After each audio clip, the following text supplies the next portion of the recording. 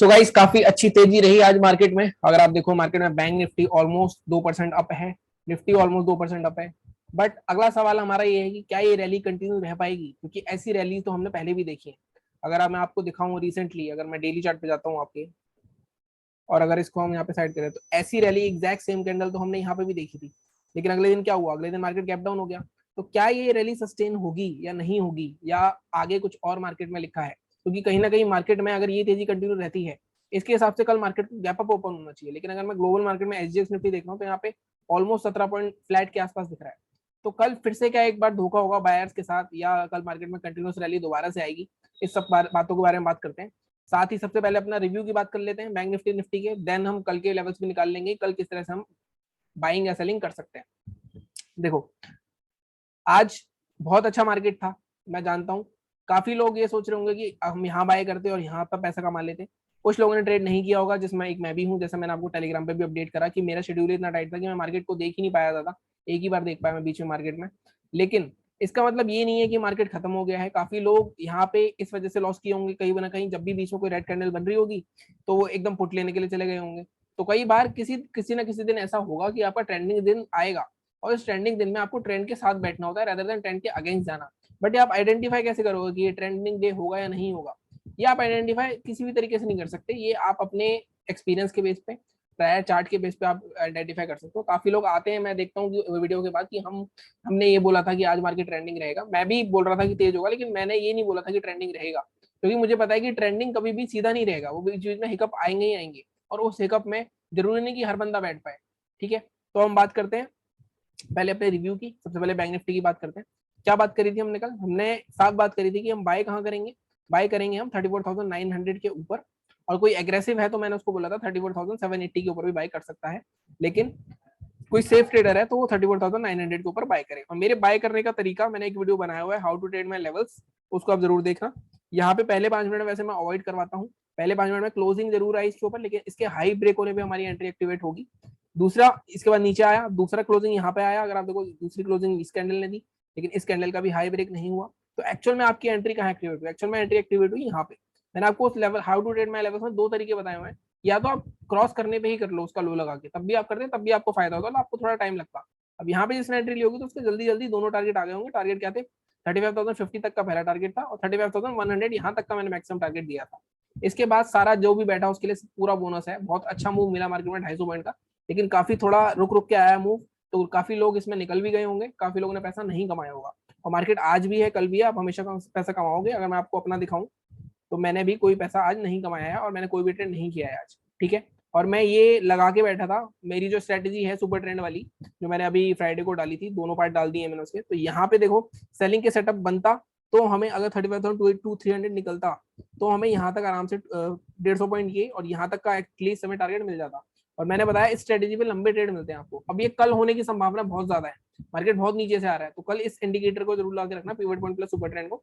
और कोई भी ट्रेड ट्रिगर मिले तो आप आराम से स्टॉप लॉस लगा के, जैसा मैंने बताया वीडियो में, ट्रेड कर सकते हो। ठीक है, अब बैंक निफ्टी में हमारे दोनों टारगेट आ गए। अब हम कल की बात करते हैं। सबसे पहले डेली चार्ट पे चलते हैं और ये सारे लेवल्स डिलीट करते हैं। अब कल क्या हो सकता है मार्केट में? अब मार्केट में कल फिर से तेजी आएगी या फिर से रिवर्सल आएगा? देखो एक चीज तो तय है कि मार्केट में पहले क्या हो रहा था, पहले एक लोअर लोस बन रहे थे। ठीक है, मार्केट में पहली बार ऐसा हुआ है कि कहीं ना कहीं मार्केट में, अगर आप नीचे से देखोगे इसको, अगर मैं यहाँ से दिखाऊं आपको, अब देखो यहाँ से बार बार लोअर लो बन रहे थे। हर बार क्या हो रहा था, हर बार ये फेल हो रहा था। यहाँ से फिर से लोअर लोस बने, अब फिर से कहीं ना कहीं एक ट्रेंड लाइन ब्रेक हुई है। तो अब कल का दिन बड़ा इंपॉर्टेंट है, क्योंकि ये 35,550 ब्रेक होना बहुत इंपॉर्टेंट है। अगर 35,550 ब्रेक हो जाता है तो हमें अगले टारगेट जो हमें दिख रहे हैं डेली चार्ट पे, कहाँ तक के दिख रहे हैं, वो हमें टारगेट दिख रहे हैं यहाँ तक के, आराम से 35,950 तक के।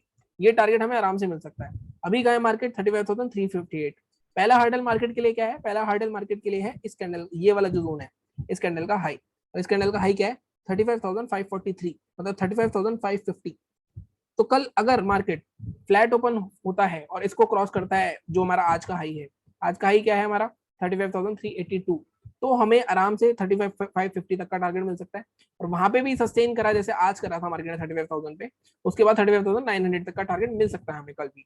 और कल मार्केट अगर गैप अप ओपन हो गया, ये तो मैंने डेली चार्ट पे लेवल मार्क कर दिया। सेलिंग कहाँ होगी अब? सेलिंग अगर मैं डेली चार्ट पे देखूं तो मेरे को यहाँ तो कोई सेलिंग नहीं दिख रही। एक लेवल दिख रहा है मेरे को सेलिंग का, वो है ये वाला जोन, ये वाला जोन है, क्योंकि यहाँ ब्रेकआउट आया था 35,000 का, ये जोन दिख रहा है। अब 15 मिनट के चार्ट पे चल के देख लेते हैं कि कल के हमारे स्पेसिफिक लेवल क्या रहेंगे। 15 मिनट के चार्ट पे आ गया मैं। मैंने आपको क्या बोला, बाइंग कहाँ करनी है हमें, अगर मार्केट फ्लैट ओपन हो जाता है यहीं कहीं, उसके बाद मार्केट इसको निकालता है 35,382 को, इसको मैं मार्क कर देता हूँ 35,382। अब आराम से ट्रेड ले सकते हो। आपका टारगेट क्या रहेगा, आपका टारगेट 35,563 के आसपास का रहेगा। ऑलमोस्ट 150 पॉइंट का टारगेट है, यहाँ तक का हम पहले टारगेट रखेंगे अपना। ये भी हो जाता है, ब्रेक हो जाता है, सस्टेन करता है तो 35,900 तक का मैंने आपको टारगेट बताया है। बट मैं जैसा बोलता हूँ हमेशा, प्रॉफिट जरूर बुक करते रहना, ठीक है। अब सेलिंग क्या करनी है हमें, देखो सेलिंग में नॉन स्टॉप रैली आई हुई है। सेलिंग के लिए जो मैंने आपको इंडिकेटर दिखाया उसका जरूर यूज करना, कल वो जरूर काम में आएगा हमारे।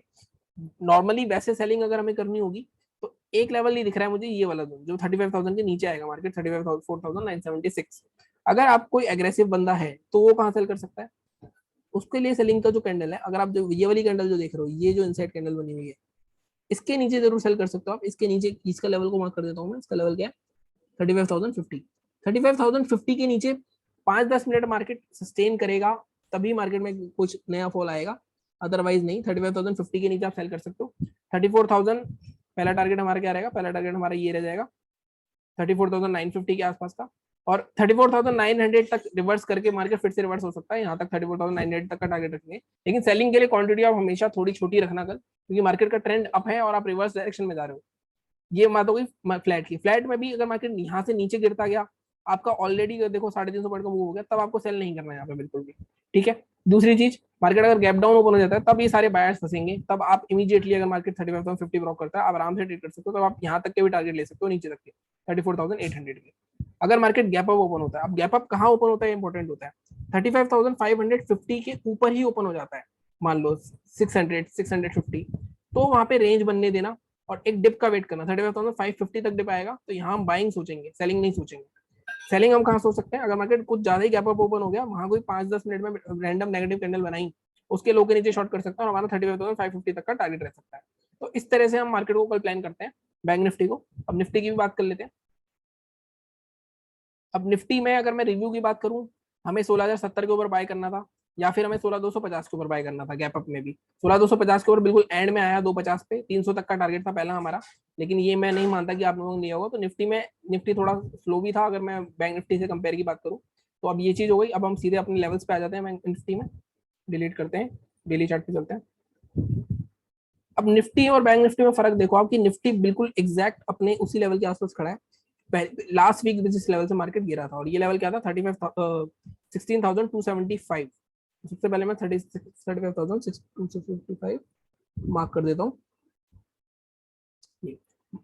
बहुत इंपॉर्टेंट रेसिस्टेंस पे खड़ा है मार्केट अभी। अब इसके ऊपर दूसरा रेसिस्टेंस क्या है मार्केट का, अब मैं अगर इसको यहाँ पे देखूं तो मुझे दिख रहा है कि ये जो 4 कैंडलें हैं, ये 4 कैंडलें बहुत इंपॉर्टेंट सपोर्ट है, और ये लेवल आएगा हमारा 16,400 का। अगर आप इनके हाई फोकस करोगे, 16,403, 16,404, 16,399, 16,400, 16,400 बहुत इंपॉर्टेंट रेजिस्टेंस रहने वाला है। मैं इसको मार्क कर देता हूँ 16,400 के आसपास का।